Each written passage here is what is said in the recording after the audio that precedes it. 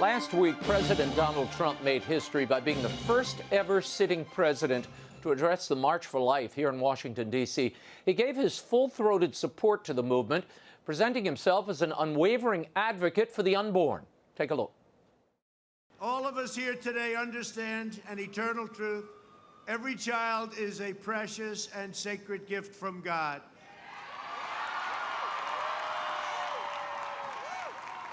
Together, we must protect, cherish, and defend the dignity and the sanctity of every human life. Unborn children have never had a stronger defender in the White House. Joining me now with reaction via phone is head of the U.S. Bishops' Pro-Life Committee, Archbishop Joseph Naaman. Archbishop, thank you for being here. I want to get your reaction to the president's appearance at the March for Life. I know you were there last week, the first chief executive to appear here in 47 years. The left of center National Catholic Reporter, far left of center, in an editorial said, quote, "The selling of the church's moral authority is complete when someone so morally bankrupt and demonstrably anti-life as Trump can command obeisance of the nation's Catholic leaders. The moral tank has been emptied." Your reaction? Well, I think the office of the president's an important office, and his presence at the March for Life, I think, was a great encouragement to all those that stand for life. Mm-hmm. And so we don't make political judgments or endorsements, but we certainly appreciate the president's support for the life issues, and mm-hmm. I think the National Catholic Reporter has kind of their own agenda. Mm-hmm. No, well, they're clearly trying to conflate politics with the pro-life cause. And I think one has to be really careful, whether it's a Democrat or a Republican. Look, I've had pro-life Democrats in this seat, as I have had pro-life Republicans. The fact is, the people of life and the voters for life welcome them no matter the party. But they seem to be taking issue with the fact that this is a Republican who's the rest of his agenda they so despise that they can't quite stomach his being embraced by these pro-life people. And they say this is only one part of the ethic of life. Are you concerned that we have movements underway to push the right to life and defense of the unborn down in the hierarchy of issues and trying to elevate things like the environment and other issues that now are being called pro-life issues? Yes, well, at the bishops' meeting in November, we reissued the document that we do every 4 years on forming consciences for faithful citizenship. And in the cover letter for that, we cited many of the issues that, I think Pope Francis has raised, elevated in our consciousness, particularly our care for refugees and mm-hmm. welcoming of immigrants, the care for the poor in general, access to health care, and care of the environment. And these are all issues that matter to us as Catholics, but we reaffirmed what the bishops of the United States have said for decades, really, that the preeminent issue for us remains the protection of the unborn. And we gave 3 reasons for that, basically. The first, that it attacks life when it's most vulnerable, at the very beginning of life. Second, because it happens within the context of the family, and it destroys the most foundational bond, the bond between a mother and a child. Right. And then third, the sheer numbers, that 61 million abortions since its legalization in 1973, and each mm-hmm. of those children have a mother and father that mm-hmm. have been deeply scarred by the death of the child. So for those reasons, it remains preeminent among all the issues. Yeah. Archbishop Naaman, I thank you so much for your time. I think one has to rationally work your way through this. If you care for the poor, if you care for refugees, if you care for the environment, you don't get any of those people if they're killed in the womb before they're given a chance to be born. So it is the primordial issue, civil rights issue and human rights issue of our time. Archbishop Naaman, thanks again for being here. Thank you, Raymond. Okay. Following his speech, I spoke to President Trump for Fox News in this exclusive. Now, here's what he had to say about his appearance. Mr. President, talking to people coming in here, they were saying you elevated this movement and that you made them feel included. Others are saying you're doing this for politics. It's an election year. When was the moment when you went from pro-choice to pro-life? Was there a moment? Well, it was, and there was a specific moment, and it was quite a while ago, but it was something that's turned out to be even more, I think probably even more of a truth than I would have thought at the time. But it's just an honor to be here today. You know, they have tens of thousands of people outside too, Raymond. Yeah. So this was their all-time record, and I think they beat it by a lot.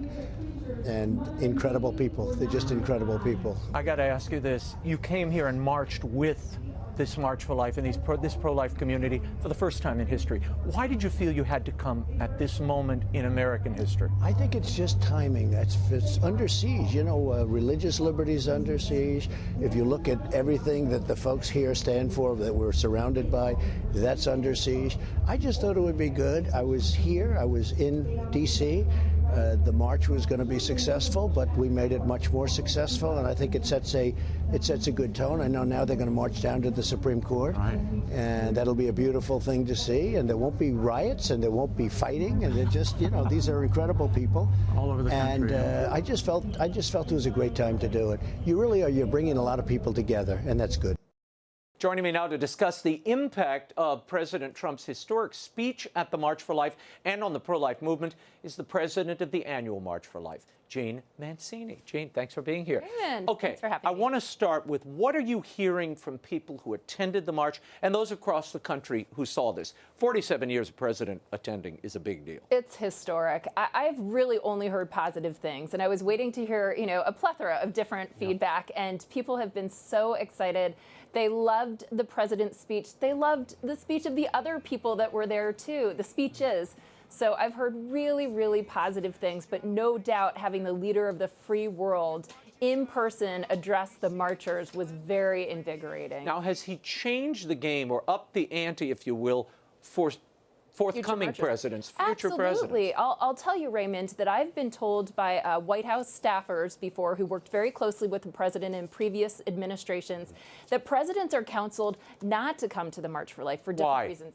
They might be pictured with a graphic image photo, etc. It might not be good for their reputation. And so I really hand it to this president, this pro-life administration. He courageously leaned into this. And I'll tell you what, standing right near him, he walked out in front of the bulletproof glass a number of times and about gave a heart attack to the Secret Service. Yeah, I figured that. He's fearless. A week before this event, it came up in conversation, and the president then said there was some talk about going to the March for Life, and I don't want to reveal conversations, but the concern was security. There was a big Secret Service concern, and he was kind of dismissive of it. He said, no, that's not that big a deal. We should, if we can go, it's just right there. And so he apparently made the decision to go. And some say this was politically motivated, Jeanne, that this is to seal the Catholic vote. Listen, what? Yeah, I can't read his heart. But first of all, let's just clarify that the March for Life is not inherently Catholic. We're nonpartisan. We had 3 Republicans speak on Friday, and we had 2 Democrats speak on Friday, and that's no easy feat in today's day and age. So just to kind of set the record straight on that. 2 of them from my state. Absolutely, Louisiana is so pro-life. Our First Lady and Senator Katrina Jennings. I certainly cannot judge the president's heart, but by everything that I can see, he is excited about this issue, and he leans into it. In fact, much to my surprise, he called me out of the blue on Saturday to talk a little bit about the march. After the march? After the march. Wow. What did he say? Unannounced. I wasn't told by his staffers. He just wanted to talk about it, talked about how exciting it was and the young marchers, and I think just what an honor it was to be the first president to speak there. Wow. It was beautiful. Yeah. Well, it's curious, and as I hear you saying, look, this is a nonpartisan affair, we never hear this. And I have never heard this from the Human Rights Campaign when President Obama spoke there, from Planned Parenthood when Joe Biden or Hillary Clinton went and kissed the ring. Nobody talks about that. There's no concern about it. So why are those events apolitical, but this is considered a political move. I dismiss all of that. These are people reaching out to coalitions they agree with and moving issues that this particular politician or president agrees with. What's the harm here? Absolutely. I don't see the harm. I kind of agree with what Dershowitz was saying earlier. If the president sees a good for the nation and it benefits him politically, there's no harm in that. Do both. Right. The common good is a good thing. Amen, Raymond. And the reverse is true. So right now, all of the Democratic candidates are totally out of touch with mainstream America, including pro-choice Americans. So for 10 years strong, 8 out of 10 Americans would limit abortion at most to the first 3 months of pregnancy, including 6 out of 10 pro-choice Americans. And all of the Democratic candidates are radically pro-abortion. They're abortion paid for by your tax dollars until birth. And that is completely out of touch with the American people. Where Donald Trump is in touch with the American people on these issues. I wasn't going to play this till later, but since you brought it up, this is Pete Buttigieg at a town hall from Sunday. Listen to this question and the response. I am a proud pro-life Democrat. So do you want the support of pro-life Democrats, pro-life Democratic voters? There are about 21 million of us. And if so, would you support more moderate platform language in the Democratic Party to ensure that the party of diversity and inclusion really does include everybody? Well, I respect where you're coming from, and I hope to earn your vote, but I'm not going to try to earn your vote by tricking you. I am pro-choice, and I believe that a woman ought to be able to make that decision. Here's what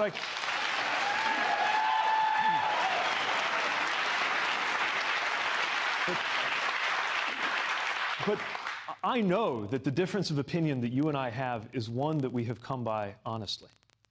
And the best that I can offer, and it may win your vote, and if not, I understand. The best I can offer is that if we can't agree on where to draw the line, the next best thing we can do is agree on who should draw the line. And in my view, it's the woman who's faced with that decision in her own life.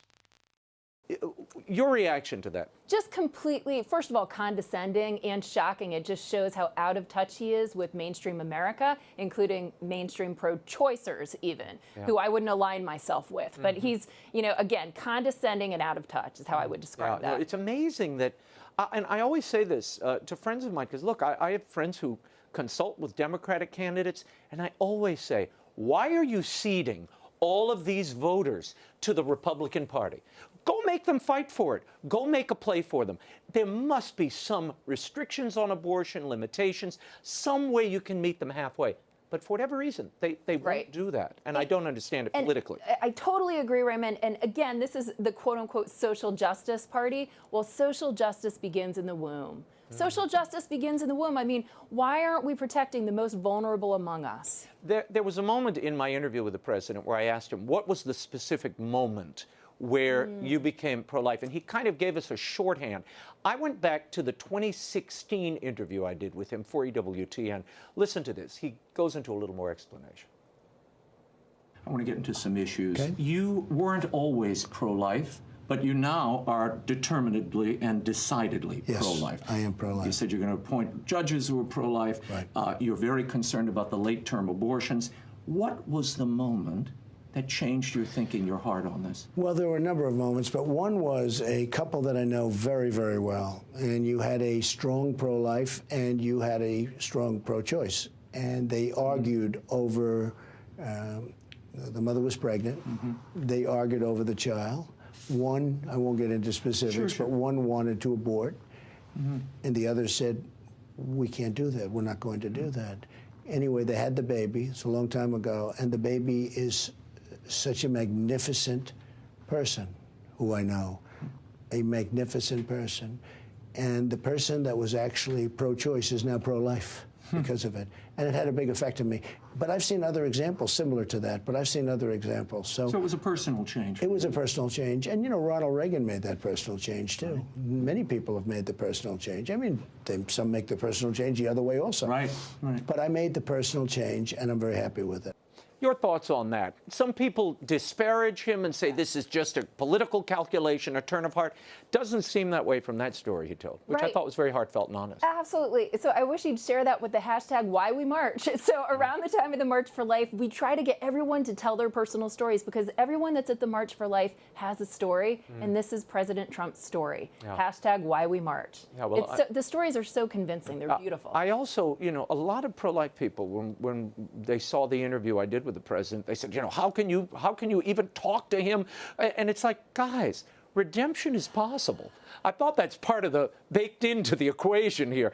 And I don't know, there's kind of you see the partisanship at play, particularly in moments like this, which is unfortunate. And I love that the March for Life is nonpartisan, and you see Democrats and Republicans coming together around something so elementary, and to support life. Yeah. Now, you had a Marist poll that you all sponsored, an annual survey of public opinion on abortion, commissioned by the Knights of Columbus. 55% of Americans describe themselves as pro-choice, while only 40% say they're pro-life. However, the poll found a plurality. 46% want the court to reconsider Roe v. Wade in a way that would allow each state to determine its own policies restricting abortion.